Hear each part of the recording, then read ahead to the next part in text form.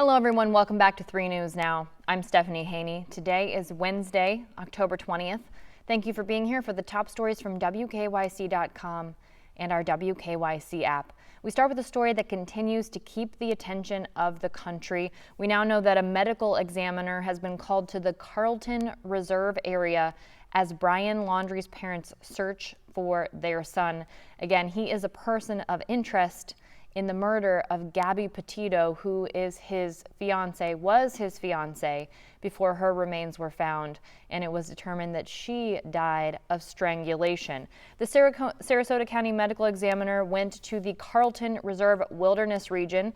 That's where the search has been underway for weeks for Brian Laundrie. Now, next to that reserve is the Myakkahatchee Creek Environment Park. Now, that reopened to the public on Tuesday, but it is again now shut down by law enforcement, and Laundrie's parents, Chris and Roberta, went to the park this morning. They have since returned home, but we do know that their lawyer, Stephen Bertolino, said the FBI and Northport Police Department had been contacted and told the couple they intended to help search for their son. And it was after a breach search off of a trail, according to Bertolini, that they found some articles belonging to Brian. And as of now, law enforcement is conducting a more thorough investigation of the area. The Pasco County Sheriff's Office did confirm that it did bring in a canine cadaver unit to help in that search. The FBI's Tampa field office has since confirmed that an evidence response team is also processing the scene, looking for any signs that might lead to the whereabouts of Brian Laundrie. Now, asked if Laundrie had been found dead or if human remains had been located, Bertolino replied, no comment, so not getting any indication at all from the family lawyer what may have been found or not found in that area. But we do know that Laundrie's parents have since returned to their home.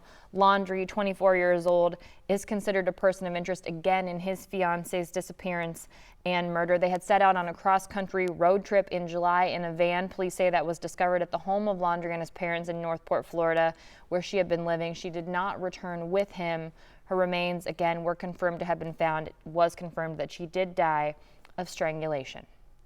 Now, in the latest update related to COVID-19 vaccines, U.S. regulators are expected to rule today on authorizing booster doses of Moderna and Johnson & Johnson COVID-19 vaccines. That's according to a Food and Drug Administration official at a government meeting. The FDA's Doran Fick had previewed that some announcements would come later today, including something related to the expected permissibility of mixing and matching those booster shots, so not necessarily having to stick with the brand that you initially got if you are someone who is eligible and does get that third booster shot, if that does get that FDA approval.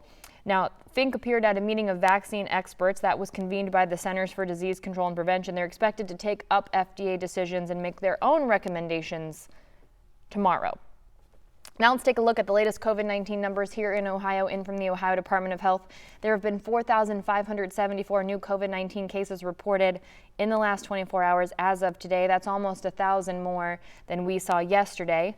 Right now, there are 2,975 people in the hospital being treated for COVID-19, and of those people, 864 of them are being treated in an intensive care unit. Now, as many industries try to bounce back from the effects of the pandemic, restaurants are still struggling after the impact. And what we are hearing from the Ohio Restaurant Association is that restaurants with a strong to-go branch of their marketing campaign, of their business plan, are expected to do better than those that don't have that. Now, across the state, the Ohio Restaurant Association reports about 3,100 restaurants have closed for good here in Ohio. President and CEO of the Ohio Restaurant Association, John Barker, said that the suburbs are actually doing a little bit better. The downtown areas are a little bit harder, and he said that's not particular to Northeast Ohio. That's something that's being seen in major cities around the country. According to him, 90,000 restaurants have closed since the beginning of the pandemic across the country. Again, 3,100 of those here in Ohio, and he said the most of them are in bigger cities. He said that restaurants were looking better after the vaccinations started to roll out, but then labor and supply shortages have definitely impacted the restaurant industry. And for the businesses that have a strong to-go style, they are projected to do better coming into this fourth quarter. He said that a really healthy contactless online order and delivery business is probably going to be okay, but it's those high-touch, high-service businesses that they're the most worried about here in Ohio. Now let's look at the national stage, and Ohio is on the national stage again in the Bachelorette franchise. There are 2 Northeast Ohio natives who are competing for the love of Michelle Young on this season of The Bachelorette. That premiered yesterday on ABC. So let's get to know those 2 people, shall we? One of which is Rick Leach. He's 32 years old. Right now, he is currently living in Los Angeles, but is from the Northeast Ohio area. He's a graduate of Walsh University. He's a medical sales representative, but he is studying for his executive MBA right now at Loyola Marymount University. That is in Los Angeles, so it makes sense that he would be out there. He showed up on yesterday's premiere of The Bachelorette in a very interesting way. He showed up with his head on a silver platter for the lovely Michelle Young. He was under a table with a little cutout. She lifted the little dinner lid, and there was his head, and he told her that once she had finished the appetizers, referring to the other men, when she was ready for the main course, that she could come find him. And when he walked away, Michelle said, "My compliments to the chef." Now, Rick has a dog, Nana, that he loves very much, and he also says that he hates double dates, but he likes game night because he says you get to see a little bit about a person when they're in that competitive environment. The other Northeast Ohioan who is competing for Michelle Young's love on The Bachelorette is Spencer Williams. He's 25 years old. He is the youngest competitor. He's a single father to a 3-year-old son, and his son does say that he is the best dad in the world, and he has something in common with Michelle. Michelle played basketball at the college level at Bradley University, and Spencer played professionally overseas. He played here in Ohio at the College of Worcester and then went overseas to play professional basketball, so they have that in common. And when he was introduced to Michelle, she called him a slam dunk. He popped up with the basketball, and that's when she called him the slam dunk. Now, both of them got roses, so both of them will continue on to compete for her love for at least another week, and we will recap it on WKYC.com every Wednesday. And then, hopefully, after their time ends on The Bachelorette, or maybe they'll go all the way to the end. Maybe one of them will get the opportunity to propose to Michelle, but hope to have them on the 3 Things to Know podcast to talk about their experience. So make sure you keep following along for that if you are a member of Bachelor Nation. Now let's turn to the sports world.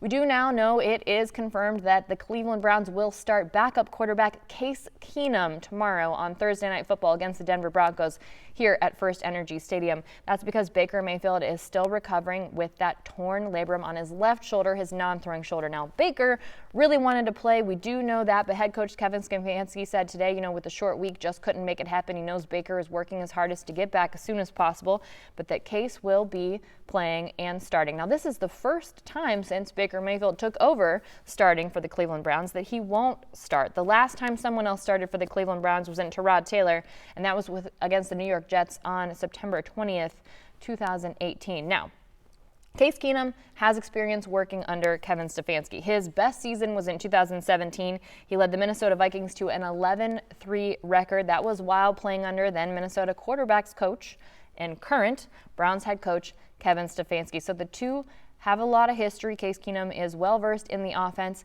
Here's hoping for a strong performance on Thursday. We can get the taste of that loss to the Arizona Cardinals, that 37-14 loss, out of our mouths for sure, and move on and hopefully improve to a 4-3 record. Go Browns. Now, speaking of that loss on Sunday to the Arizona Cardinals, afterwards, quarterback Kyler Murray had some words for defensive end Myles Garrett. If you might remember, Myles Garrett's Halloween decorations got a bit of national attention. They were posted by TMZ. He's got gravestones in his front yard with the names of quarterbacks around the league on them. Well, Kyler Murray said something to him about that. They played together at Texas A&M in 2015 before the transfer to Oklahoma. And Murray said to Gary, he said, "Why you got me in the graveyard, dog?" And he said he needed some added motivation. And then Murray said, "Well, at least mine didn't have RIP over it," talking about the tombstone. And Garrett said, "True, but that wasn't the case tonight." And he told him that he really played well on that field there. He did have a great game, taking the Cardinals to a 37-14 win over the Cleveland Browns. Again, hopefully we see a different situation on Thursday against the Denver Broncos. But if you want to see Myles Garrett's quarterback graveyard, you can see that on WKYC.com.